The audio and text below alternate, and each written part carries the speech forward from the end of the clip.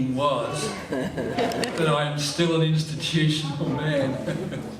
And I have been intentionally, consciously deconstructing, trying to not put that paradigm over the spontaneity and the way in which this missional movement is designed to be.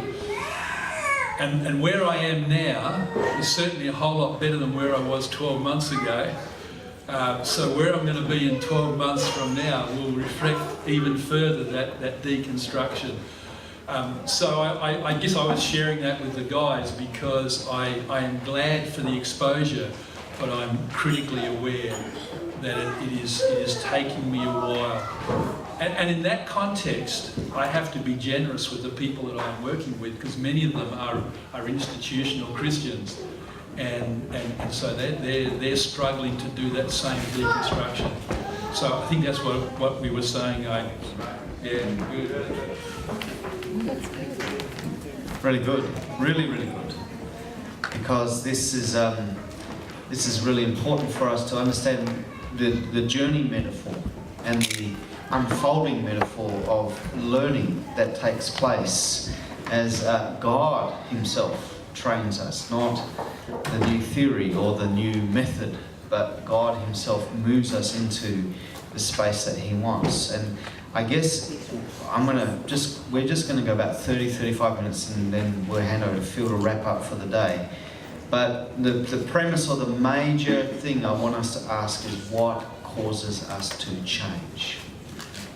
What really helps us change? And I'm not going to teach a lot. I'll share a bit, and we'll then bounce off those questions. But when we're talking to people who have been there, done that, have been around the church for donkey's years, feels like they've pretty well got themselves worked out, and then the Holy Spirit wants to do something new and change us. It's really hard. Really, really hard. How do we change? How do we change? First, before I jump into it, I just want to honour some people here. Phil, I want to honour you and thank you, brother, for your work.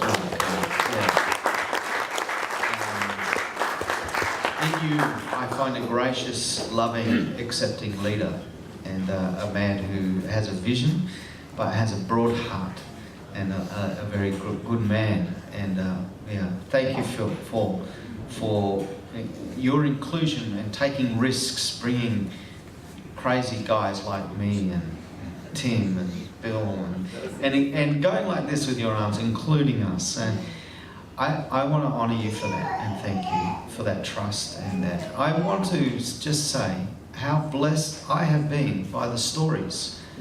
The stories have really touched my heart, and I've walked away going, wow, that informs me, that enriches my heart, it makes my heart sing. As I hear some of this stuff, I go, yeah, I would love so many more people, my mob, to be hearing some of these stories, and it will enrich and inform us. And those who shared stories and been listening, good on you. It's fantastic. I want to honour you, Tim.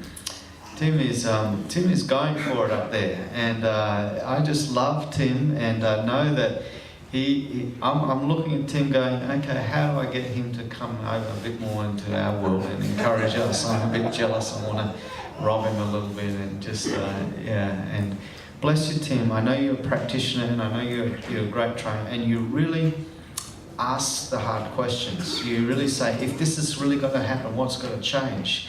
And you're not afraid to make the hard calls. And, I just love your passion for people to be saved. And I remember that's not come directly out of this time, but another time we sat, and if God really wants to do this in Australia, what's the problem? The problem's us. We've got to change, yeah? So bless you, brother. Keep strong. Go for it.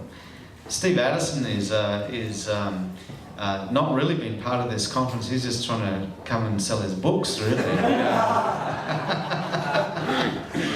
But Steve is an influencer and a guy who has affected us and in a sense influenced many of us. And we love Steve and honour him.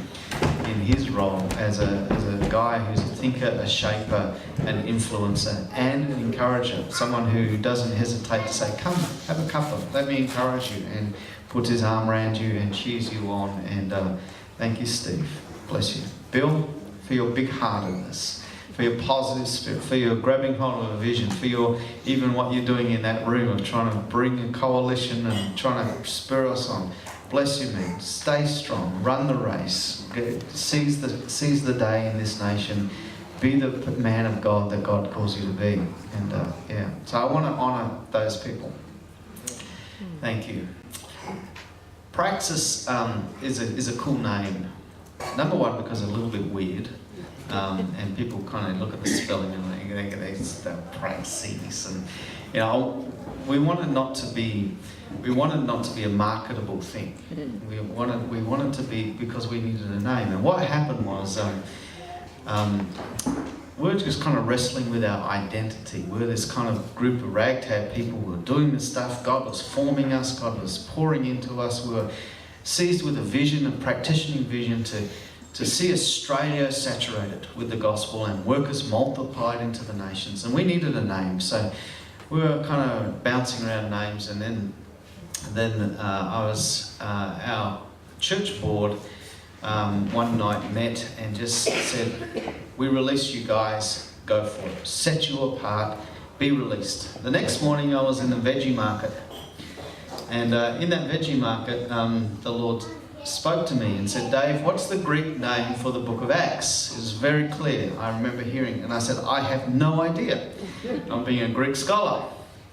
So I rang up a good friend of mine, Tim Pierce, and said, what's the Greek name for the book of Acts? And he said, Praxis. I went, oh, that's a really cool name. Not because of the idea of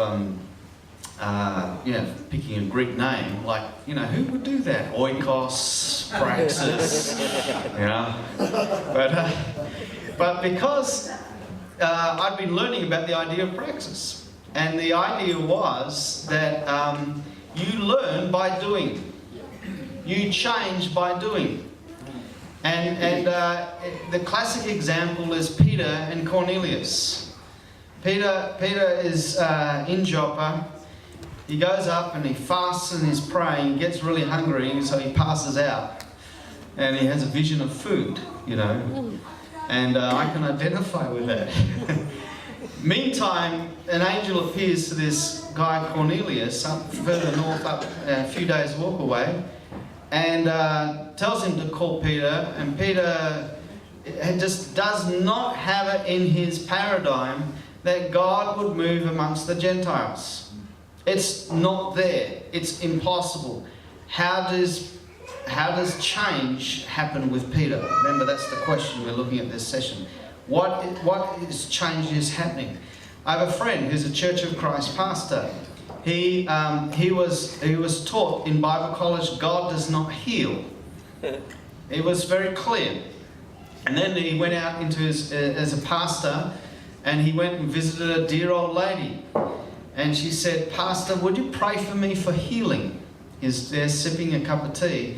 And he then explained the reasons of why God does not heal.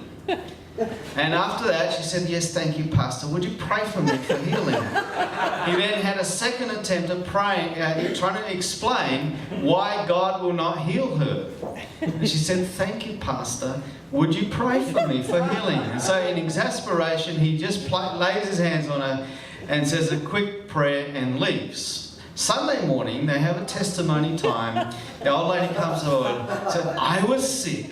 Pastor prayed for me and I was dramatically healed in front of the church. Suddenly, Pastor is in praxis. He's actually learning by doing. The action of the Holy Spirit is training him to say, actually, I do heal. And suddenly he has to change his thinking. And so the action-oriented, through action we learn, and God teaches us and trains us. So Peter is going up into Cornelius' house. He says, I can't come into your house, but he walks in anyway. And then he shares the good news, and the Holy Spirit falls on them. There's no way that there would be any ability for him to recognize that. So they all start speaking in tongues, and he says, wow, okay, what's got to stop them from being baptized? He baptizes them, and then he has to catch up with his thinking. Action, Holy Spirit's work, thinking then changes and catches up. That's praxis.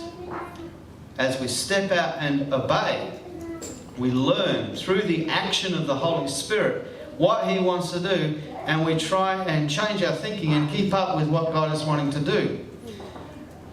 All of us know that we have the right theology, correct? All of us know that we think exactly the right way, and our practice is exactly right, correct? Of course. Because we do what we do. How are we going to change? What's going to intercept you? And I would suggest there are quite a few things that could do that. One is crisis. I got sacked by my church. I ended up wandering the streets, and God says, go to the bars. I didn't get sacked, I resigned, didn't I? That was the story. Yeah. But there was a crisis that precipitated change, and suddenly you're ending up in a place where Holy Spirit is doing something, and you say, I didn't imagine that was possible. But suddenly I'm in that place and I'm reaching gaze, and it just kind of, I didn't plan it that way. I am trying to keep up with what God is doing. That's the story of the book of Acts, basically, is God is doing this and we're trying to keep up with the book of Acts.